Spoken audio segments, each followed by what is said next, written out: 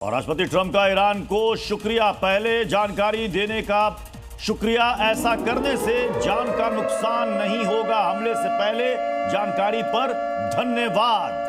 तो दरअसल कतर और इराक में जो अमेरिकी बेसेस थे उनको अटैक किया गया था ईरान की ओर से, और अमेरिका की ओर से कहा गया है कि पहले से जानकारी देने का शुक्रिया, क्योंकि कहा यही जा रहा था कि ईरान ने कतर को पहले ही जानकारी दे दी थी कि वो अमेरिकी बेसेस को टारगेट करने जा रहा है, और यही बात अमेरिका ने ये कही है कि पहले से जानकारी देने का शुक्रिया। लेकिन ऐसे में सवाल ये उठता है कि ईरान की ओर से फिर जो ये हमला किया गया, क्या ये सिर्फ दिखावा था? क्या ये सिर्फ कहीं ना कहीं ये बताने की कोशिश थी कि वो भी कमजोर नहीं है? असल मकसद अमेरिका को नुकसान पहुंचाना नहीं था।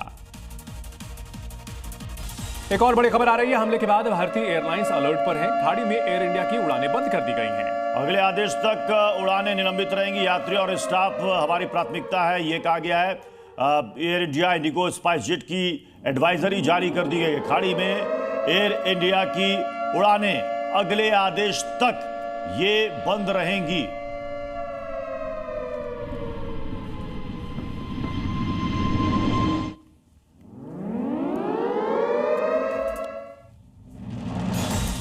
ईरान की राजधानी तेहरान में मौजूद एविन जेल पर इजरायली वायुसेना ने हमला किया। यह जेल राजनीतिक बंदियों का सेंटर मानी जाती है। इजरायल और अमेरिका ने इसे ईरानी शासन में बदलाव की शुरुआत बताया।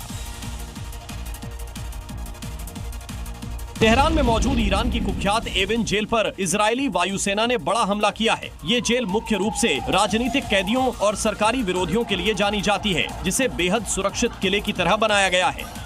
इजरायल का ये हमला वहां बंद कैदियों को मुक्त कर ईरान की सत्ता व्यवस्था को अस्थिर करने की रणनीति का हिस्सा माना जा रहा है। इजरायली विदेश मंत्री ने हमले की तस्वीरें साझा करते हुए आजादी अमर रहे का नारा दिया, जो इस अभियान के इरादे को और साफ करता है। आईडीएफ और अमेरिकी राष्ट्रपति डोनाल्ड ट्रंप पहले ही ईरान में शासन परिवर्तन की इच्छा जाहिर कर चुके हैं। इस तस्वीर ने पश्चिम एशिया में तनाव के हालात को और ज्यादा पेचीदा बना दिया है। ईरान और इजरायल के बीच जंग से जुड़ी हुई ट्रंप ने दावा किया है, युद्ध विराम हमने करवा दिया है। सोशल मीडिया पर ट्रंप ने ऐलान किया है, दोनों देशों में युद्ध विराम पर सहमति बन गई है। ट्रंप ने यह दावा किया है कि ईरान और इजरायल दोनों के बीच सहमति बन गई है। तो 12 दिनों से जो युद्ध चला आ रहा है, डोनाल्ड ट्रंप ने दावा किया है कि ये अब खत्म होगा, अगले 24 घंटे के अंदर ये खत्म हो जाएगा। डोनाल्ड ट्रंप का ये बड़ा दावा है। जी हाँ, ये अभी तक अमेरिकी प्रेसिडेंट की तरफ से दावा किया गया है। ना ईरान ना इजराइल, दोनों की तरफ से कोई ऑफिशियल बयान अब तक नहीं आया है। तो अमेरिकी राष्ट्रपति डोनाल्ड ट्रंप ने तेल उत्पादक देशों और कंपनियों से तेल की कीमतें कम रखने की अपील की है। ट्रंप ने ट्रूथ हैंडल पर लिखा कि सभी लोग तेल की कीमतें कम रखें ताकि इससे दुश्मन फायदा ना उठा सके।